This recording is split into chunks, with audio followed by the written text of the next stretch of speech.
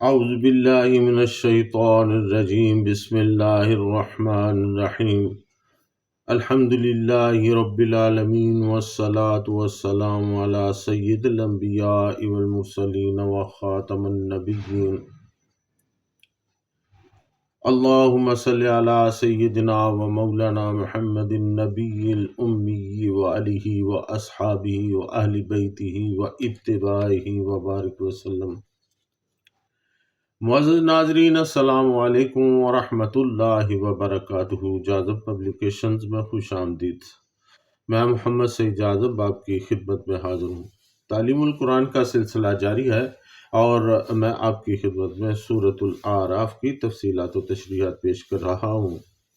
آج کی نشست میں سورۃ الاعراف کی آیات نمبر 91، 92، 90، 91، 92 اور 93 شامل ہیں۔ ارشاد باری تعالیٰ ہے، وَقَالَ الْمَلَأُ الَّذِينَ كَفَرُوا مِنْ قَوْمِهِ لَئِنِ اتَّبَعْتُمْ شُعَيْبًا إِنَّكُمْ إِذًا لَخَاسِرُونَ فَأَخَذَتْهُمُ الرَّجْفَةُ فَأَصْبَحُوا فِي دَارِهِمْ جَاثِمِينَ۔ الَّذِينَ كَذَّبُوا شُعَيْبًا كَأَن لَّمْ يَغْنَوْا فِيهَا الَّذِينَ كَذَّبُوا شُعَيْبًا كَانُوا هُمُ الْخَاسِرُونَ۔ فَتَوَلَّىٰ عَنْهُمْ وَقَالَ يَا قَوْمِ لَقَدْ أَبْلَغْتُكُمْ رِسَالَاتِ رَبِّي وَنَصَحْتُ لَكُمْ فَكَيْفَ أَسَىٰ عَلَىٰ قَوْمٍ كَافِرِينَ۔ اور ان کافر سرداروں نے اپنی قوم سے کہا کہ اگر تم نے حضرت شعیب علیہ السلام کی پیروی کی تو یقیناً تم نقصان اٹھانے والوں میں سے ہو جاؤ گے۔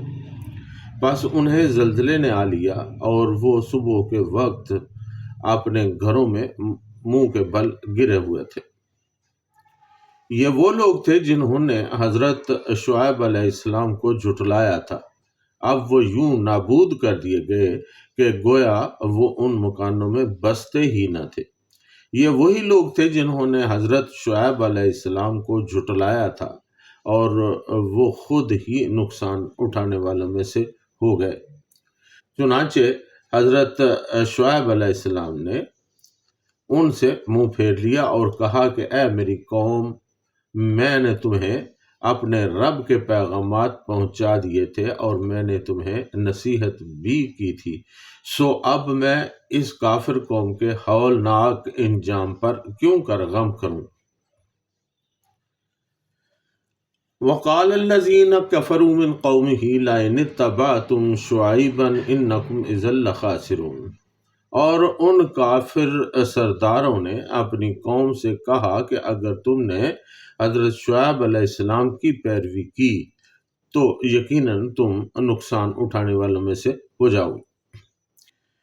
ناظرین، گزشتہ آیات میں ذکر کیا گیا ہے کہ حضرت شعیب علیہ السلام کی وعظ اور نصیحت کا قوم کے مغرور و متکبر لوگوں پر کوئی اثر نہ ہوا اور وہ الٹا چند ایمان لانے والوں اور حضرت شعیب علیہ السلام کی کو دھمکانے لگے کہ تمہاری عافیت اسی میں ہے کہ تم لوگ ہمارے طور طریقے اختیار کر لو، ورنہ ہم تمہیں اپنی بستی سے نکال دیں گے۔ لیکن حضرت شعیب علیہ السلام مسلسل اللہ تعالیٰ کا پیغام انہیں سناتے رہے۔ اب ان متکبر سرداروں نے براہ راست اپنی قوم کے لوگوں کو مخاطب کر کے کہا، اگر تم لوگوں نے حضرت شعیب علیہ السلام کی پیروی کر لی تو تم لوگ سخت نقصان اٹھاؤ گے۔ ناظرین، مولانا سید ابو الاعلیٰ مودودی رحمۃ اللہ علیہ لکھتے ہیں کہ اس چھوٹے سے فکرے پر سے سرسری طور پر نہ گزر جائیے، یہ ذرا ٹھہر کر سوچنے کا مقام ہے۔ مدین کے سردار اور لیڈر دراصل یہ کہہ رہے تھے کہ اسی بات کا اپنی قوم کو بھی یقین دلا رہے تھے کہ حضرت شعیب علیہ السلام جس ایمانداری اور راست بازی کی دعوت دے رہا ہے اور اخلاق و دیانت کے چند مستقل اصولوں کی پابندی کرانا چاہتا ہے، اگر ان کو مان لیا جائے تو ہم تباہ ہو جائیں گے۔ ہماری تجارت کیسے چل سکتی ہے اگر ہم بالکل ہی سچائی کے پابند ہو جائیں اور کھرے کھرے سودے کرنے لگیں، اور ہم جو دنیا کی سب سے بڑی تجارتی شاہراہوں کے چوراہے پر بستے ہیں اور مصر اور عراق کی عظیم الشان متمدن سلطنتوں کی سرحد پر آباد ہیں، اگر ہم قافلوں کو چھیڑنا بند کر دیں اور بے ضرر اور پرامن لوگ ہی بن جائیں، تو جو معاشی اور سیاسی فوائد ہمیں اپنی موجودہ جغرافیائی پوزیشن سے حاصل ہو رہے ہیں وہ سب ختم ہو جائیں گے، اور آس پاس کی قوموں پر ہماری جو دھونس قائم ہے وہ باقی نہ رہے گی۔ ناظرین، مولانا عبد الرحمن کیلانی رحمۃ اللہ علیہ لکھتے ہیں کہ یہاں سرداروں کے اس قول کے مخاطب وہ لوگ بھی ہو سکتے ہیں جو حضرت شعیب علیہ السلام پر ایمان لائے تھے۔ اس صورت میں اس کے معنی یہ ہوں گے کہ اگر تم نے حضرت شعیب علیہ السلام کا ساتھ نہ چھوڑا تو ہم تمہارا ناک میں دم کر دیں گے اور تمہارا جینا حرام کر دیں گے، لہٰذا اس کا ساتھ دینے سے باز آ جاؤ۔ اور اس قول کے دوسرے مخاطب وہ لوگ بھی ہو سکتے ہیں جو ان کافروں کے اپنے لوگ تھے۔ اس صورت میں اس کا مطلب یہ ہوگا کہ اگر تم نے حضرت شعیب علیہ السلام کے کہنے پر کاروبار میں سچ بولنے اور ناپ تول میں درستگی کا طریقہ اختیار کر لیا تو تمہیں تمہارے کاروبار اور تجارتی لین دین میں کبھی فائدہ نہ ہوگا اور ہمیشہ نقصان ہی اٹھاؤ گے، اور بالآخر سارا کاروبار ٹھپ ہو جائے گا۔ یہ نظریہ صرف اہل مدین کا نظریہ ہی نہیں بلکہ ہر زمانے میں مفسد قسم کے لوگوں کا یہی خیال رہا ہے کہ تجارت، سیاست اور دوسرے دنیوی معاملات جھوٹ اور بے ایمانی کے بغیر چل ہی نہیں سکتے، اور آج بھی ہمارے تاجروں اور سیاستدانوں کی اکثریت کا یہی حال ہے۔ حالانکہ یہی باتیں فساد فی الارض کی اصل جڑ ہیں، اور انہی لوگوں کے حقوق پامال ہوتے ہیں، اور بالآخر ایسے دغاباز لوگ معاشرہ کو لے ڈوبتے ہیں۔ فَأَخَذَتْهُمُ الرَّجْفَةُ فَأَصْبَحُوا فِي دَارِهِمْ جَاثِمِينَ، بس انہیں زلزلے نے آ لیا اور وہ صبح کے وقت اپنے گھروں میں منہ کے بھل گرے ہوئے تھے۔ ناظرین، لغوی طور پر الرجف کا معنی ہے کسی چیز کا متحرک ہو جانا یا لرز اٹھنا۔ اس میں حرکت کے ساتھ اضطراب اور پریشانی کا ہونا ضروری ہے۔ ناظرین، علامہ راغب اصفہانی رحمۃ اللہ علیہ کہتے ہیں کہ الرجف شدید اضطراب کو کہتے ہیں، اس لیے رجفت الارض کا مطلب ہے زمین متزلزل ہوئی، چنانچہ الرجفۃ کا مطلب ہوا زلزلہ، یعنی وہ چیز جس کی وجہ سے زمین متزلزل ہو کر رہ جاتی ہے۔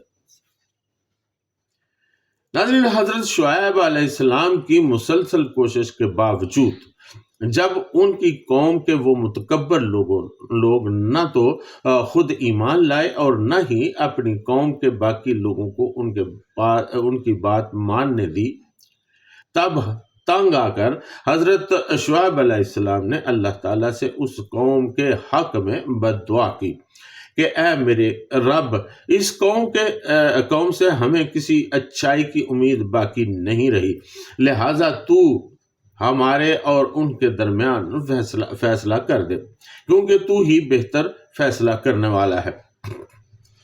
اللہ تعالیٰ نے حضرت شعیب علیہ السلام کی دعا قبول فرمائی اور قوم پر زلزلہ کا عذاب نازل کیا۔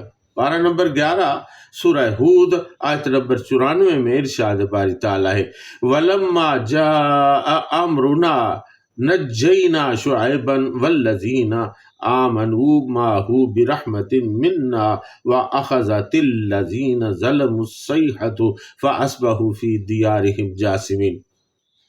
اور جب ہمارا حکم آ گیا تو ہم نے حضرت شعیب علیہ السلام اور ان لوگوں کو جو ان کے ساتھ تھے اپنی خاص رحمت سے نجات عطا کی، اور ان ظالموں کو ایک خوفناک چیخ نے آ پکڑا پس وہ صبح کے وقت اپنے گھروں میں اوندے پڑے ہوئے تھے۔ ناظرین، مفسرین کرام رحمت اللہ علیہم فرماتے ہیں کہ ممکن ہے زلزلے کی ابتدا ایک چیخ سے ہوئی ہو، اس لیے کسی جگہ ہلاکت کی نسبت سبب قریب یعنی خوفناک چیخ کی طرف کی گئی ہے، اور دوسری نسبت سبب بعید یعنی زلزلہ کی طرف کی گئی ہے۔ ناظرین، مولانا عبد الرحمن کیلانی رحمۃ اللہ علیہ لکھتے ہیں کہ اہل مدین پر عذاب کے بارے میں قرآن کریم کی بعض دوسری آیات کو جمع کرنے سے معلوم ہوتا ہے کہ ان پر 3 طرح کا عذاب آیا تھا: ذلت، صیحت اور رجفت، یعنی ان پر پہلے ایک ایسا بادل چھا گیا جس میں سے آگ کے شعلے اور چنگاریاں نکلنے لگی، پھر اسی سے ایک ہولناک اور جگر خراش کرخت قسم کی آواز چیخ کی صورت میں پیدا ہوئی، اور اسی دوران نیچے سے زلزلے نے آ لیا۔ اس طرح یہ لوگ اپنے گھروں میں موت کی آغوش میں چلے گئے، اس حال میں کہ انہوں نے اوندے پڑ کر اپنے سینوں کو زمین پر چمٹا لیا تاکہ انہیں اس عذاب سے کم تکلیف ہو۔ ناظرین، حضرت قتادہ رضی اللہ تعالیٰ عنہ کا قول ہے کہ اللہ تعالیٰ نے حضرت شعیب علیہ السلام کو اصحاب الایکہ کی طرف بھی مبعوث فرمایا تھا اور اہل مدین کی طرف بھی، چنانچہ اصحاب الایکہ تو بادل سے ہلاک ہوئے اور اہل مدین زلزلہ میں گرفتار ہوئے اور ایک ہولناک آواز سے ہلاک ہوئے۔ اسی سلسلہ میں امام قاضی ثناء اللہ پانی پتی رحمۃ اللہ علیہ حضرت عبداللہ بن عباس رضی اللہ تعالیٰ عنہ کا قول نقل کرتے ہوئے لکھتے ہیں کہ اللہ تعالیٰ نے ان پر جہنم کا دروازہ کھول دیا اور انہیں ایسی سخت گرمی میں مبتلا کر دیا کہ ان کے دم گھٹنے لگے۔ انہیں نہ تو سایہ سے کچھ فرق پڑتا تھا اور نہ پانی سے۔ ٹھنڈک حاصل کرنے کے لیے وہ تہہ خانوں میں گھس جاتے، لیکن وہاں پہلے سے بھی زیادہ گرمی محسوس ہوتی تو وہاں سے نکل کر میدانوں کی طرف چلے جاتے۔ ایک بار باہر میدان میں بھاگ کر پہنچے تو اللہ تعالیٰ نے ایک بادل بھیج دیا جس کے اندر بڑی خوشگوار ہوا تھی۔ ابر نے ان پر سایہ کر دیا۔ پارہ نمبر 19 سورۃ الشعراء آیت نمبر 189 میں ارشاد باری تعالیٰ ہے: فَكَذَّبُوهُ فَأَخَذَهُمْ عَذَابُ يَوْمِ الظُّلَّةِ إِنَّهُ كَانَ يَوْمٌ عَظِيمٌ۔ پس انہوں نے حضرت شعیب علیہ السلام کی تکذیب کی تو ان کو سائبان والے دن کے عذاب نے پکڑ لیا، بے شک وہ بہت بھاری دن کا عذاب تھا۔ یہاں سائبان سے مراد ابر یعنی بادل ہے۔ اس بادل کے نیچے کچھ خنکی اور ہوا محسوس ہوئی تو ایک دوسرے کو پکار کر سب کو بادل کے نیچے جمع کر لیا۔ جب سب عورتیں، مرد اور بچے جمع ہو گئے تو بادل کے اندر سے اللہ تعالیٰ نے شعلے پیدا کر دیے۔ اب نیچے زمین تپ رہی تھی اور اوپر سے آگ برس رہی تھی، چنانچہ سب بنی ہوئی ٹڈی کی طرح جل بن کر رہ گئے۔ ایک اور روایت کے مطابق اصحاب الایکہ تو بادل کے باعث ہلاک ہوئے، جبکہ اہل مدین کو زلزلہ نے آ پکڑا اور حضرت جبریل امین علیہ السلام نے ایک چیخ ماری جس کی وجہ سے وہ سب ہلاک ہو گئے۔ الذین کذبوا شعیبا کأن لم یغنوا فیہا الذین کذبوا شعیبا کانوا هم الخاسرون۔ یہ وہ لوگ تھے جنہوں نے حضرت شعیب علیہ السلام کو جھٹلایا تھا اور اب وہ نابود کر دیے گئے، گویا وہ ان مکانوں میں بستے ہی نہ تھے۔ یہ وہی لوگ تھے جنہوں نے حضرت شعیب علیہ السلام کو جھٹلایا تھا اور وہ خود ہی نقصان اٹھانے والوں میں سے ہو گئے۔ ناظرین، اس عذاب کے بعد ان کی بستیاں یوں سنسان اور ویران ہو گئیں جیسے وہاں کبھی کوئی لوگ آباد ہی نہیں ہوئے تھے۔ یہی وہ لوگ تھے جنہوں نے حضرت شعیب علیہ السلام کو یہ دھمکی دی تھی کہ ہم تمہیں اور تمہارے ساتھیوں کو یہاں سے ملک بدر کر دیں گے، یا پھر تمہیں ہمارا ہی طور طریقہ اختیار کرنا پڑے گا۔ چنانچہ یہی تھا اللہ تعالیٰ کے پیغمبر کو جھٹلانے کا انجام۔ ناظرین، حضرت پیر محمد کرم شاہ صاحب رحمۃ اللہ علیہ لکھتے ہیں کہ یغنو سے مراد ہے کسی جگہ مدت دراز تک اقامت پذیر رہنا، اور رہائش گاہ کو مغنی کہتے ہیں، اور اس کی جمع مغانی ہے۔ آیت کا مفہوم یہ ہے کہ جب مسلسل نافرمانی اور سرکشی کے باعث ان پر عذاب الہی آیا تو وہ ہلاک و برباد ہو کر رہ گئے، اور ان کے شاندار محلات اور کشادہ حویلیوں میں الو بولنے لگے۔ یہاں جہاں زندگی اپنے تمام نخروں سمیت محو خرام تھی، وہاں خاک اڑنے لگی، اور ایسا معلوم ہوتا تھا کہ گویا یہاں کبھی کوئی آباد ہوا ہی نہیں۔ ناظرین، مدین کی یہ تباہی مدت ہائے دراز تک آس پاس کی قوموں میں ضرب المثل بنی رہی۔ چنانچہ زبور داؤد علیہ السلام میں ایک جگہ آتا ہے کہ اے خدا، فلاں فلاں قوموں نے تیرے خلاف عہد باندھ لیا ہے، لہٰذا تو ان کے ساتھ وہی کر جو تو نے مدیان کے ساتھ کیا تھا۔ اسی طرح یا نبی ایک جگہ بنی اسرائیل کو تسلی دیتے ہوئے کہتے ہیں کہ آشور والوں سے نہ ڈرو، اگرچہ وہ تمہارے لیے مصریوں کی طرح ظالم بنے جا رہے ہیں، لیکن کچھ دیر نہ گزرے گی کہ رب الافواج ان پر اپنا کوڑا برسائے گا، اور ان کا وہی حشر ہوگا جو مدیان والوں کا ہوا تھا۔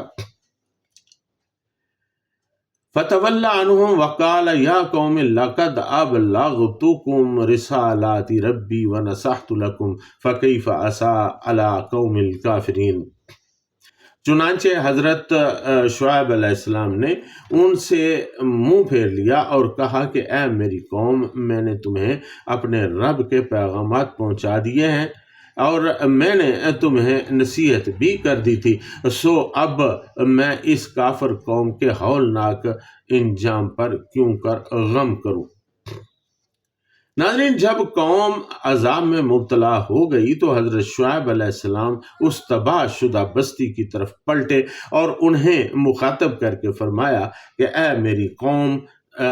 میری قوم کے لوگو، میں نے اپنے رب کے تمام پیغامات تم تک پہنچا دیے تھے اور تمہاری خیر خواہی کا پورا پورا حق ادا کر دیا تھا، لیکن تم نے میری کوئی بات نہیں مانی، اور آخرکار اللہ تعالیٰ کے غضب کا شکار ہو کر رہ گئے۔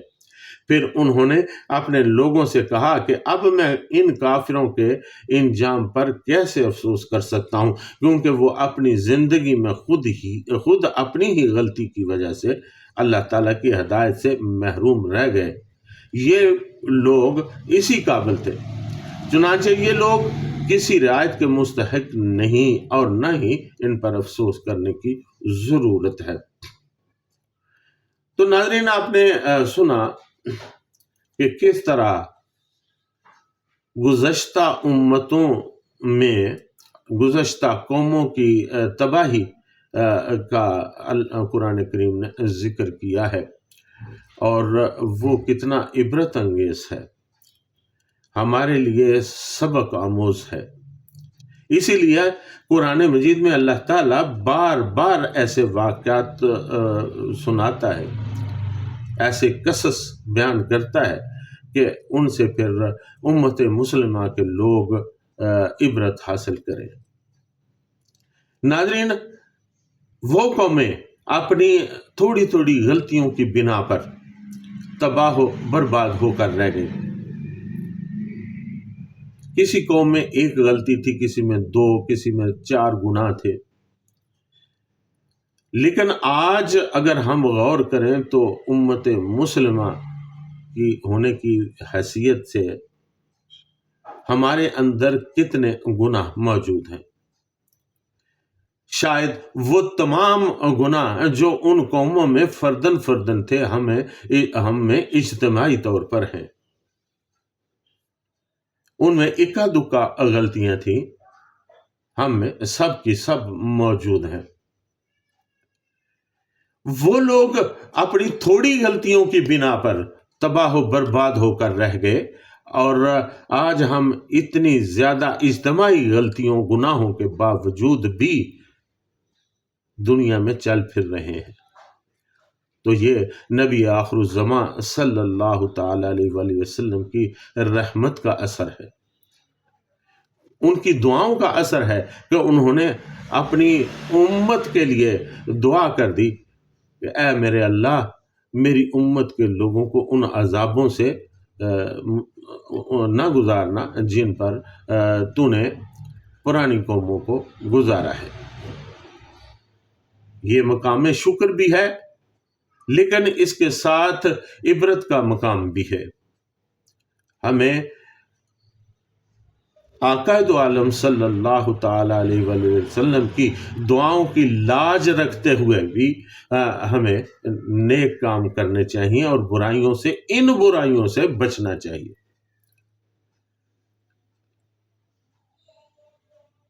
اسی لیے تاکہ ہم اللہ تعالی کے عذاب سے بھی بچ سکیں، جو یہاں نہیں تو آخرت میں تو ضرور ہمیں ملے گا.